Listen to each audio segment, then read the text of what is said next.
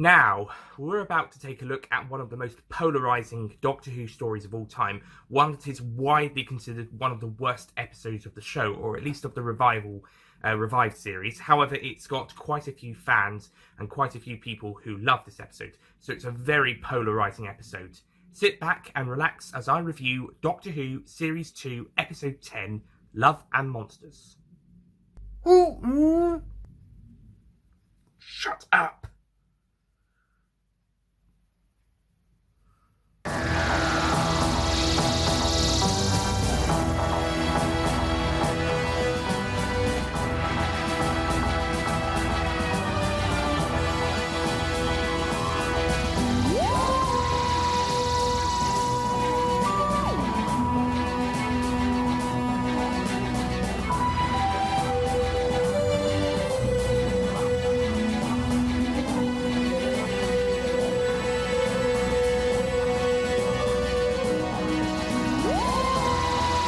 Hello ladies and gentlemen, Nick here and welcome to my review of Doctor Who Love and Monsters. As I said in my sketch opening, Doctor Who Series 2 Episode 10.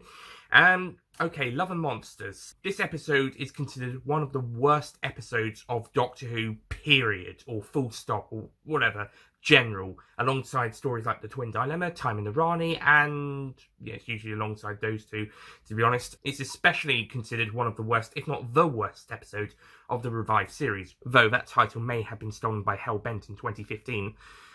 Depends on what the fans are like, to be honest.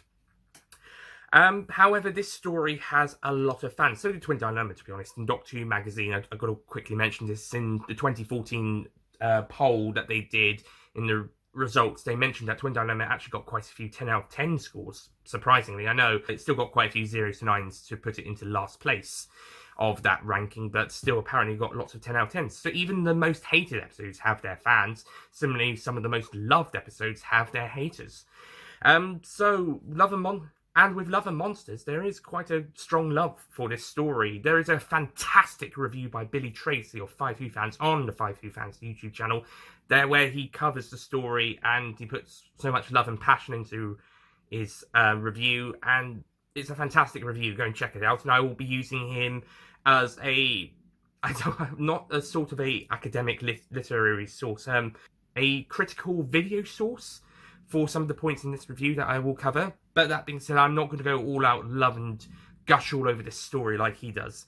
Similarly, I am not going to be going all hatred on this story like quite a few other people will.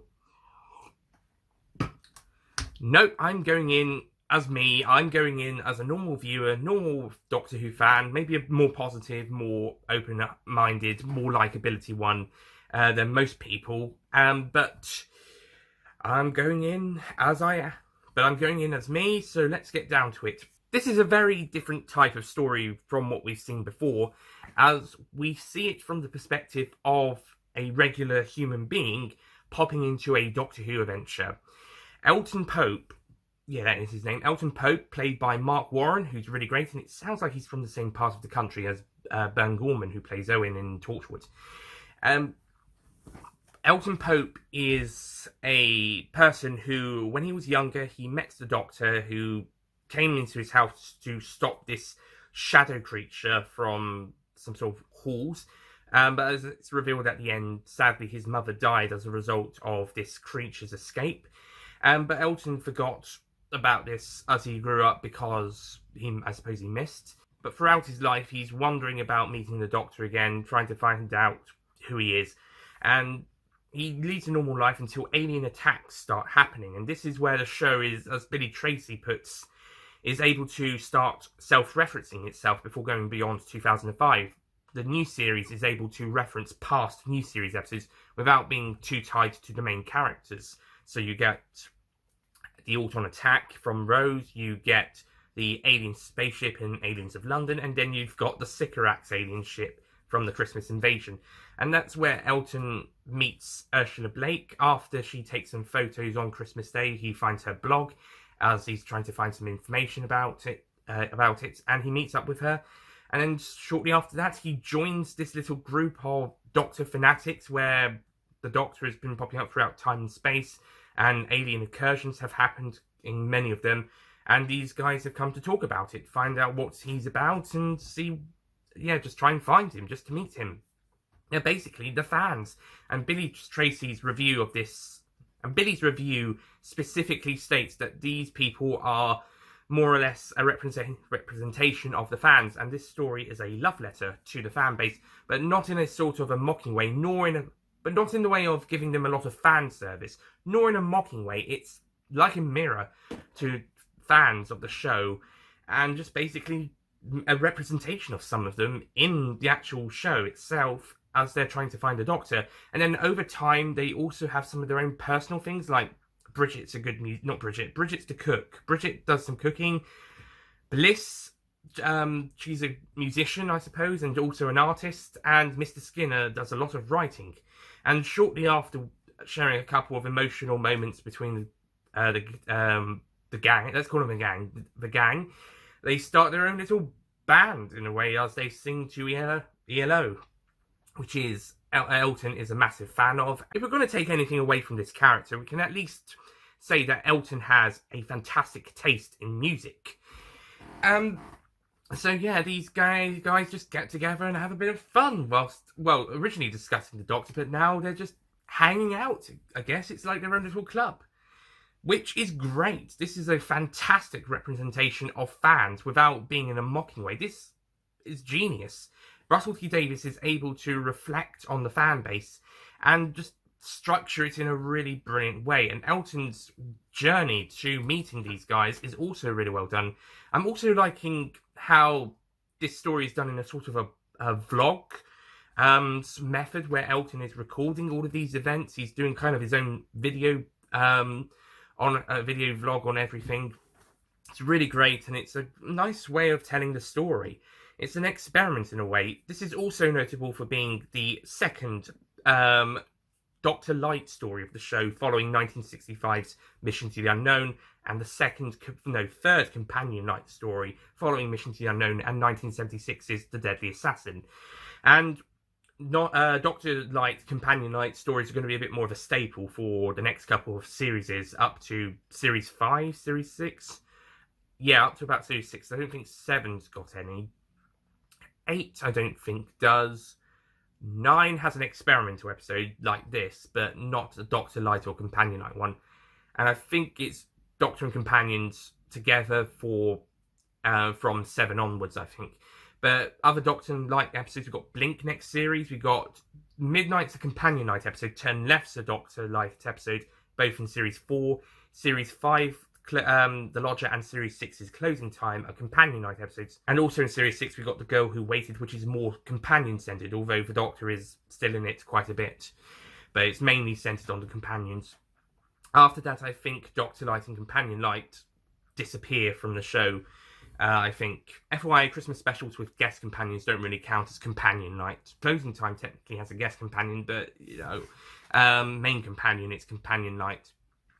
Anyway, so, yeah, I think this is a pretty good structure, a vlog-style telling of the story, and a nice look at fans of the Doctor as a representation of the Doctor Who fan base. This story was really ahead of its time, 2006. This story would actually work really well in a post-2010 context, with lots of fans coming together, forming their own little YouTube channels, where lots of collaborated channels, as well as their own individual ones, getting together into interactions on social media, and even meeting up in real life. This is a fantastic representation of the fan base and the fans post-2010. What they like doing, interacting with each other. First of all, talking about this show that they love, and then moving on to other things that they like, and finding more things that connect them as people. This is how friendships and romantic relationships are started. And of course, we are seeing a romantic relationship start here between Elton and Ursula, or at least the beginnings of one, as they really like each other.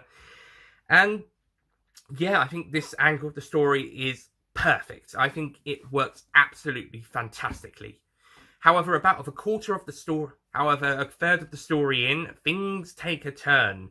And this is where we get introduced to Peter Kay's Victor Kennedy. And now we get another sense of the representation of the fan base. The fan who takes things too far.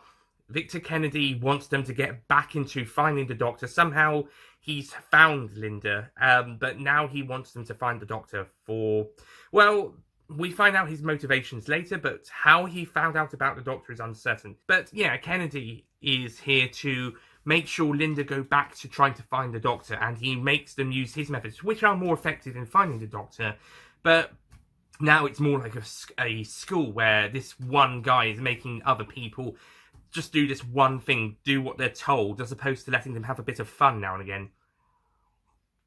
So there's no more ELO singing, there's no more art, there's no more cooking, no more story writings, and yeah, these character interactions are now gone from a nice little club that you might go to once a week, twice a week, every other couple of days, to now a regular weekly, every other couple of days, so school in a way. It's quite strange. You can get homework, although quite a bit of it is practical, so that's not too bad. But yeah, and one by one, members of Linda start disappearing. Bliss disappears, supposedly she's getting married, and then Bridget disappears as well. It's also around this point where Elton finds the Doctor and Rose taking on a Hoyks in Woolwich, which we see at the start of the episode as a way to get the audience into the story before Elton starts properly. Shortly after this, they change tactics to try and find Rose Tyler, which leads to Elton finding Jackie Tyler and start up a friendship between her. And over the course of the next bit of the episode, he and Jackie end up having a friendship. It is a bit odd that Jackie is kind of flirting with him, or at least attempting to flirt with him at one point, but she snaps right out of it after getting a phone call from Rose and coming back to her senses. But she and Elton are pretty good friends throughout, until she finds a photograph of Rose that Elton has as part of his mission to his search for her to find the Doctor, which leads her to get upset. Now, I understand. Now, to be fair, Jackie doesn't completely know all of Elton's story, but despite him trying to explain, I think she overreacts a little bit. I get why she's upset, I get why she's annoyed, but even after he tries to explain, and even after he admits he does like her, not in a romantic way like with Ursula, but as a friend, she definitely overreacts that last little bit. Before the last little bit, I think, yeah, makes sense. Last little bit, I think that is a bit of an overreaction. But that being said, Elton does stand up for her when confronting Mr. Kennedy, and he decides to have a walkout with Ursula and Mr. Skinner following. However, Mr. Kennedy wants to talk to Mr. Skinner quickly, and then Elton and Ursula have to come back to retrieve Ursula's phone. However, Mr. Kennedy is not all he seems, and this is the part of the episode where I have to say it goes a bit downhill, the final third of the episode. Because up to the half an hour or just after mark, the episode was fantastic. Having a look at these fans represented both in having a fun laugh, and then being forced into something that's not quite as fun anymore by a fan who takes it too far. And now, I thought that was a really great angle of the story. Now we get to the revelations of why Kennedy wants to find the Doctor.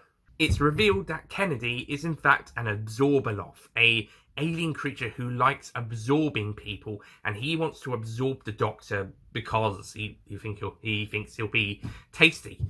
He's also revealed to have absorbed Bliss, Bridget, and just now Mr. Skinner, which is probably why he hasn't transformed back into Mr. Kennedy, or I'm not sure, because he's supposedly he's from the twin planets of Raxifalacotorius, excuse me if I said that wrong, the home planets of the Slitheen and other Raxifalacotorian family species, like the Blatherine from the Sarah Jane Adventures.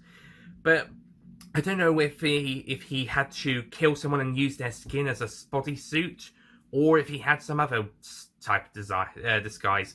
He can still apparently absorb people when he's Mr. Kennedy, which is why he's saying don't touch him. He's asking them not to touch him because he's waiting. He wants to use them, and then when he needs to absorb someone, he will call someone over to help to be absorbed, and just leave the rest to go so he can use them later on, and then absorb them later.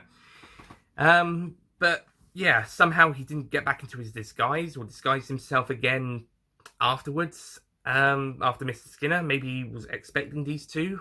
I'm not sure. But anyway, he reveals himself, and then he absorbs Ursula, and then he goes after Elton because he's seen him like that, and which leads to the Doctor having to rescue Elton and confront the Absorbaloff. It's also noting I also have to note that Rose coming out to have a go at Elton does feel a bit strange. She just storms out saying, "Oh, you upset my mother."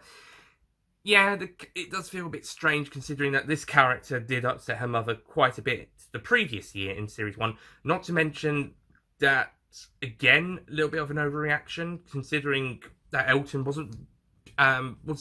trying to find the Doctor, but he wasn't doing it in a mean way. No, Mr. Kennedy, on the other hand, now, he was doing it for the mean reasons.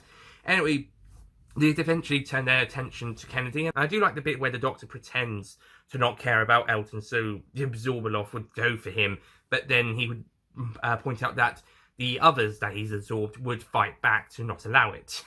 It's a clever Doctor. You were playing a bit dangerous, but clever. Eventually, the other members of Linda are able to pull to, I don't know, not allow the Absorbaloff to absorb Elton, which allows him to grab the cane and break it, which allows the Absorbaloff and everyone inside that's been absorbed by him to be absorbed by the Earth, which does mean all the members of Linda are officially dead now, alongside the Absorbaloff. And then we get to the revelations of Elton meeting the Doctor beforehand, and I have to say, this is a pretty emotional bit. I think this possibly, when I saw this for the first time in 2006, this may have been the first moment in Doctor Who, 4 episodes into watching, that I think I did cry at. Beating Doomsday by 3 weeks. It was either this or Doomsday that I first cried at Doctor Who. I was 7, don't judge. And even rewatching it at 20, all these years later, even talking about it now, it can still be quite heartbreaking. Because, let's admit it, you do not want anybody in your life to die if you love them. If you truly, deeply love them, you would not want anybody to die. So for 7-year-old me to see this revelation, may have mentioned it, but it's the bit where the Doctor reveals that the shadow creature had killed Elton's mum, and the montage to the end of ELO's Mr. Blue Sky just pulled at the heartstrings. And yes, it's just a very emotional moment. If anybody criticises this moment for any reason, I have to ask you to leave the room. Just of all the criticisms of the story, this one, I don't know if anyone has criticised the ending, but just go.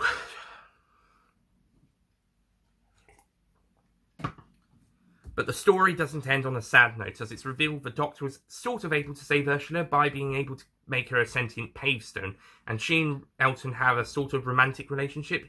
There may be a sexual joke in there, but it's so over the heads of children that it does. But it's not really presented too much as a sexual joke, just to say, oh, we got a bit of a love life.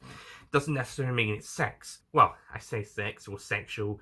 If you know what I mean, that's what some people have taken it to be a sort of a reference to, but that's not necessarily. It doesn't necessarily have to be that, especially as it's a kids show.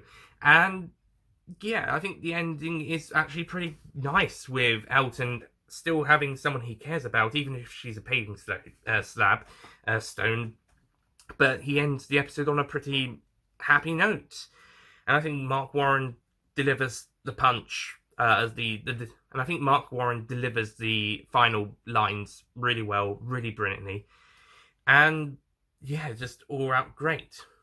And criticisms of the episode I do have, I think the Absorbaloff is a bit of a campy villain, and Peter Kay does play him a bit campy. I think he was better as Kennedy, but I think the Absorbaloff was a bit campy.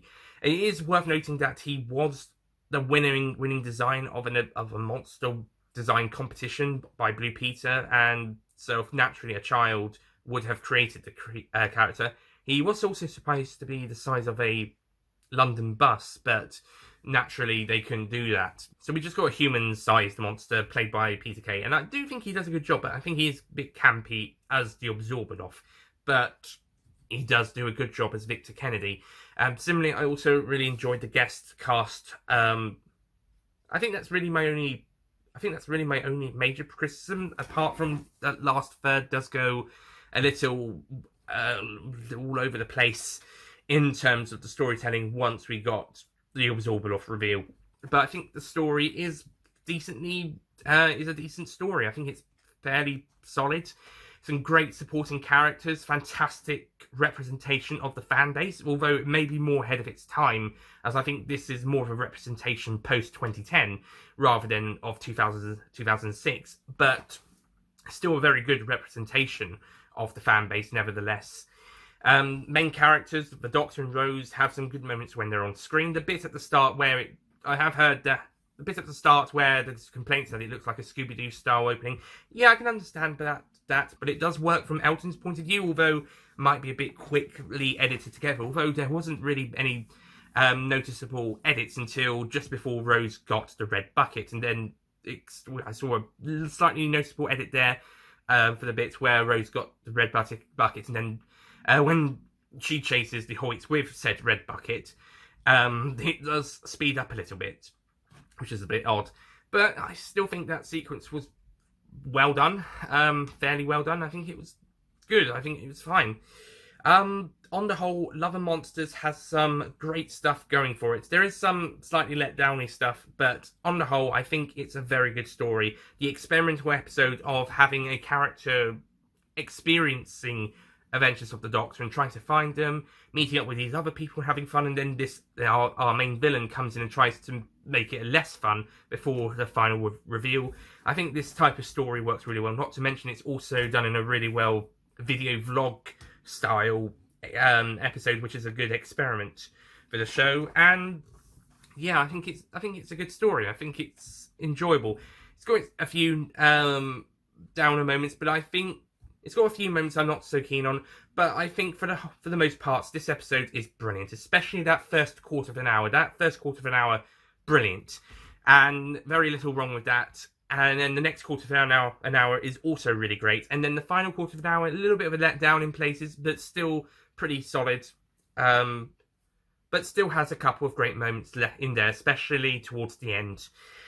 Overall, I think it's a solid episode, if not terribly remarkable, but still enjoyable and still quite a bit of fun, and a great look at people who may be fans of the Doctor in this universe, which is a great representation of the Doctor Who fan base. Like I said, I think it is a bit ahead of its time. I feel like this episode represents the fan base post-2010 more than it does the 2006 fan base. But that being said, I still think it works really well on that level.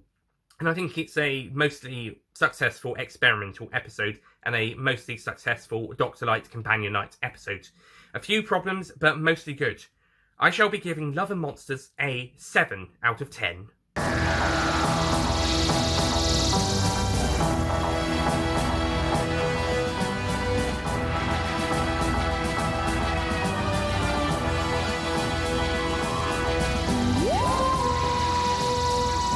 A little bit more of the fan basey stuff, and maybe there's, like I said, the stuff towards the end could have been with the Absorbaloff could have been handled a bit better, and there's some notable edit issues in places, and some character interactions and decisions could have been a bit better handled. But for the most part, I think Love and Monsters is a solid episode, but it's a very good representation of if a couple of fans were in a Doctor Who story actually experiencing the adventure, and it's just a really good story, and it's a great experimental episode. And the Absorbaloff was a monster created by a kid. We can't hate on that kid's decisions and the creature too much. It was a competition, and they thought, hey, it's the best one, so let's use it in a specially written episode by Russell T Davies. And this is what we got. And to be honest, I actually think it works out fine. So, Love and Monsters, I think it's good. I'm not going to gush all over it like Billy Tracy, but because he loves that story. But I'm not going to say it's an outright piece of shit. I'm not going to say that, because it's not. Not for me, anyway. I know some people won't like it. I know Crystal D, another 5 Who fans member, doesn't really like this story, consider it's her least favourite, because the Doctor wasn't in it that much, and for 14-year-old her, when she first saw it, she just didn't like the idea of, I guess, the Doctor not being in that much. I wonder how she took Blink a year later. But even she has to admit the fan-style dynamic of the supporting characters works really well, as seen in her 7 episodes to give a second viewing video on the 5 Who Fans channel. So even she, who considers it So even someone who could consider Love and Monsters their least favourite story could bring up a positive or two about it. So perhaps a rewatch of this story is in order for other people to see if they can give this story a second chance. As for me, I think this is a very good story. As for me, I think this is a solid, good story. A few problems, but nevertheless, pretty good. And what they were trying to do, I think they succeeded really, really well for the most parts. Anyway, that's it from me. Thank you for watching, and I'll see you guys next time for another unpopular episode of the revived era of Doctor Who. And when I was thinking, I'm probably not going to really like this one before going into it, and then coming out thinking, actually, I kind of liked it a little bit. I guess, on the rewatch. Next time, fear her. Goodbye.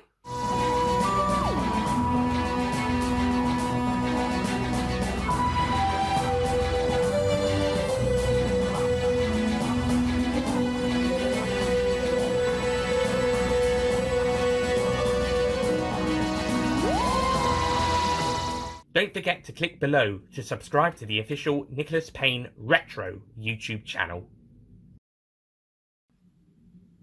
Now, we're about to review... Right. I'm about to review one of... Hello everybody, Nick here, and I am about to review one of the most disliked episodes of Doctor Who, especially in the new series. And it's also an episode that has quite a few fans of its own, so it's a very 50-50 one. You've got a lot of people who dislike it, but you've also got quite a few people who do like it.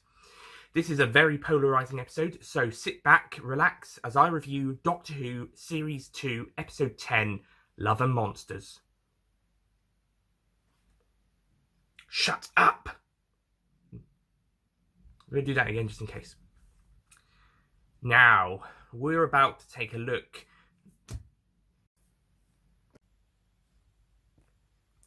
Hello, ladies and gentlemen, Nick here. As I said in my opening, I presume it was a sort of a sketch introduction. Welcome to my review. Hang on, start again. As I said, it is a extremely polarizing episode. There is a massive hate, and it's especially considered one of the worst episodes, if not the worst episode of the Revive. Or at least, although that title may have been told, although in 2015 that story. But still got quite a few 1 to 9s or 0s. So, you know, there's fans of even the least favourite stories of it. Sort of critical, not literary, critical video source of information in the plot of Love and Monsters. This is a very different type of story to what we've seen before, as it's pretty much what now? But throughout the story, and let's be honest, he has fantastic music choice. He couldn't have chosen much better than Neil. Better, yeah, but not much better. I'll scratch it. If there's anything we can take away from this character, he has outstanding music choice. If we're going to take anything away from this character, we can at least say that Elton has fantastic music. If we're going to take anything away from this character, we can at least say that Elton has fantastic taste in music. What is so difficult about saying this? And The Girl Who Waited is more centered on the companions, also in Series 6. Besides, Christmas specials with guest companions don't really count. FYI, Christmas special, because they're guest companions. The only exception, and yeah, this is a fantastic representation of what the fan base would be post 2010, this is a fantastic representation of what the fan base would be like post 2010, or at least this is how friendships and romantic relationship, and why supposedly, and then Bridget disappears. It's also worth noting that the opening story. It's also worth noting that I'm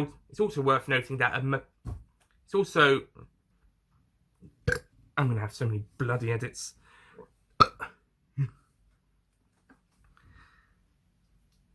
shortly after this, they change tactics, and Elton is so on the way out, and then on their way out, and then Ursula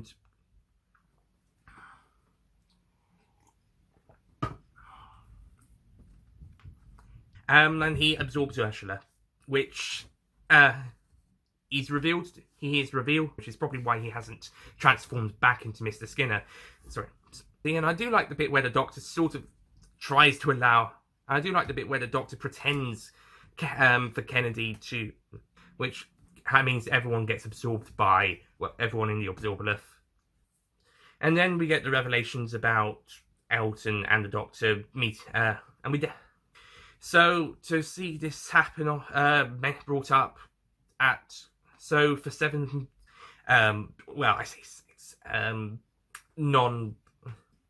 so we just got the normal sized monster, but from Elton's point of view, it might work, but it's a very good representation of the fan base if some of them, and we can't really hate on the Absorbaloth, and you know what, the Absorbaloth was created. I mean, it can't be any worse or any better. I mean, it can't be any worse than some other. No, I'm not going to do that. That's not fair. But even her. So, yeah, perhaps there's something in Love and Monsters for people to enjoy again. So perhaps another watch of this story is in order for this. So perhaps people need to give this episode enough. So perhaps a rewatch for this story. And one that I went in thinking I probably won't like it again. And when I was thinking I'm probably not going to like it on a rewatch, and when I was thinking I'm probably not going to rewatch. Help me! Help me!